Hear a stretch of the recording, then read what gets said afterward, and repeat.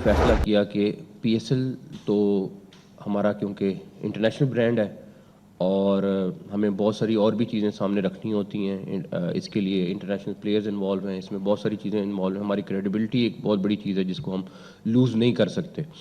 तो उसके हवाले से फिर हमने ये फ़ैसला किया कि प्राइम मिनिस्टर साहब से मशावरत के बाद, क्योंकि वो पैटर्न चीफ भी हैं, प्राइम मिनिस्टर भी हैं, तो पीएसएल तो हम करेंगे इंशाल्लाह ताला और 26 से ही शुरू होगी। जब तक ये थोड़ा सा क्राइसिस चल रहा है, हो सकता है 10 दिन में ख़त्म हो जाए, हो सकता है 15 दिन में ख़त्म हो जाए, तो उस वक्त तक हम स्टेडियम में क्राउड को इजाज़त नहीं देंगे। हमने इफ्तिताई तकरीब एक बहुत ग्रैंड किस्म की रखी हुई थी, हमने उसको मनसूख कर दिया और हम सीधा मैच पे जाएंगे ताकि कोई ऐसे खर्च ना हो जहाँ पे हम एक तरफ सेविंग कर रहे हैं और दूसरी तरफ इस तरह का हिस्सा हो। शायकीन क्रिकेट के लिए मायूस कुन खबर, चेयरमैन पीसीबी का पीएसएल सीजन 11 शायकीन के बगैर करवाने का ऐलान। पाकिस्तान सुपर लीग के मैचेस भी सिर्फ लाहौर और कराची में होंगे। इफ्तिताही तकरीब भी मंसूख कर दी गई। मोहसिन नकवी बोले, मुल्तान, फैसलाबाद और पेशावर में मैच नहीं होंगे। जब शायकीन क्रिकेट नहीं आना तो हर जगह मैचेस कराने का कोई फायदा नहीं। शायकीन के टिकट्स के पैसे वापस करेंगे, फ्रेंचाइजीज के नुकसान का मदावा भी करेंगे। हालात ठीक हुए तो स्टेडियम्स की रौनकें बहाल करेंगे।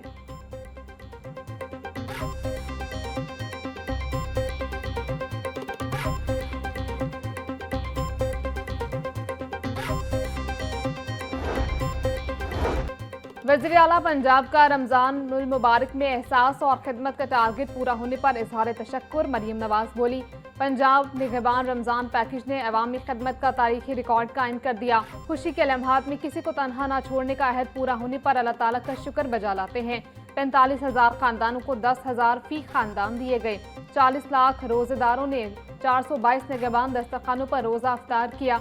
रमज़ान बाजारों से रोज़ाना 5 लाख से ज़ायद शहरियों ने खरीदारी की।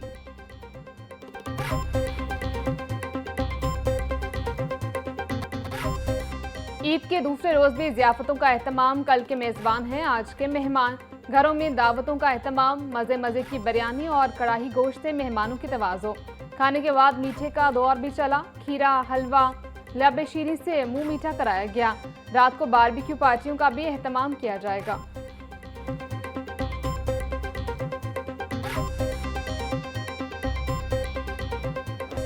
ईद पर घरों में मुर्गन खाने पकने लगे। माफिया भी लोगों से ईदी बटोरने में मसरूफ। मार्केट में ब्रायलर की कीमत में इजाफा। ईद के 3 रोज की सरकारी रेट लिस्ट के मुताबिक ब्रायलर गोश्त 526 रुपए किलो मुकर्रर। मार्केट में साफी गोश्त के नाम पर 650 रुपए किलो तक वसूली की जाने लगी। दुकानदार कहते हैं ब्लैक में महंगा जिंदा ब्रायलर खरीद कर सस्ता गोश्त कैसे फरोख्त कर दें।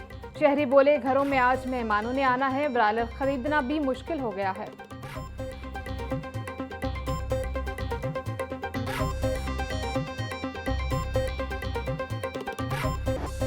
ईद पर सब्ज मसाला जात की कीमतों में खुद साख्ता इजाफा। प्याज, टमाटर, लहसुन, अदरक के दाम बेलगाम। प्याज 100 से 120 रुपए किलो में बिकने लगे। टमाटर के दाम भी 150 रुपए किलो पर जा पहुंचे। लहसुन चाइना 680 और अदरक 450 रुपए में फरोख्त होने लगी। शहरियों का कहना है कि हर किसी का अपना रेट है, कोई उनसे पूछने वाला नहीं। महंगाई इतनी ज्यादा है कि समझ नहीं आती क्या खरीदें।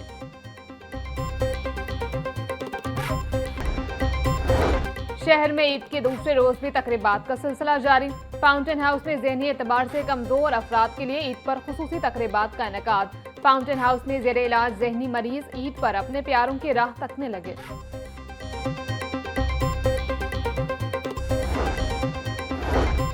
ईद उल फितर के मौका पर वासा की जानिब से पहली बार पंजाब भर में सीवरेज और वाटर सप्लाई शिकायत के अजाले के लिए जदीद कंप्लेंट मैनेजमेंट सिस्टम और मोबाइल ऐप मुतारिफ। 3 शिफ्टों में अमला मुतहरिक। सूबे के किसी भी मकाम से आने वाली शिकायत पर फौरी कार्रवाई। डैशबोर्ड के जरिए शिकायत के इंदराज से हल तक का मुकम्मल स्टेटस मॉनिटर किया जा रहा है। ईद के दिनों में भी रेस्क्यू के दावे धरे की धरे।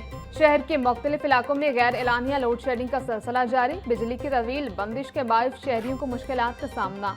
रेस्क्यू जराये के मुताबिक रेस्क्यू रीजन में ईद के पहले और दूसरे रोज फोर्स लोड शेडिंग की जा रही है।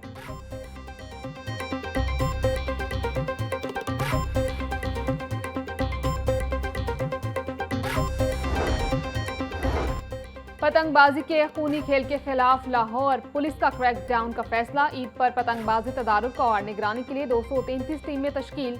पतंगे और डोर फरोख्त करने वाले 22 सेलर्स समेत 499 पतंगबाज गिरफ्तार। 1266 पतंगे, 423 चरखियां और पिन्नी डोर बरामद। 506 मुकदमात दर्ज किए गए। पुलिस के वालिदैन को बच्चों को जानलेवा खेल से दूर रखने की हिदायत। वज़ीर-ए-आज़म शहबाज शरीफ साहब ने इस पूरी सूरत हाल को देखते हुए बड़ी दूरअंदेशी के साथ बड़े बरवक्त फैसले किए कि हमें अपने तेल के ज़खायर को पूरा करना है, मुल्क के अंदर किसी किस्म की किल्लत पैदा ना हो, हमें अब एहतियात बरतनी है। और मगर मैं आपको यकीन दिलाता हूँ कि वज़ीर-ए-आज़म साहब, फील्ड मार्शल साहब, डिप्टी प्राइम मिनिस्टर, पूरी हुकूमत जो है उनकी एक ही तरजीह है कि अवाम को सहूलत देना, अवाम को प्रोटेक्ट करना और अवाम के इंटरेस्ट का ख्याल करना। वफाकी वज़रा की पेट्रोलियम कीमतों और हुकूमती हिकमत अमली पर खुसूसी गुफ्तगू। अताउल्लाह तारड़ बोले, आलमी बहरान के बावजूद अवाम को रिलीफ देना हुकूमत की तरजीह है। जंग की वजह से मौशी मुश्किलात का सामना है। हुकूमत ने मौशी मुश्किलात के पेश नज़र सख्त इक़दाम उठाए हैं। अली परवेज का कहना था कि मौजूदा सूरत हाल के तनाजुर में शहरी गैर ज़रूरी सफ़र से गुरेज करें ताकि तेल के ज़खायर का बेहतरीन इस्तेमाल मुमकिन हो। हमें मिलकर पाकिस्तान को बहरान से निकालना होगा। खत्ते में जंग फैलती जा रही है, हमें किफ़ायत-शुमारी से चलना होगा।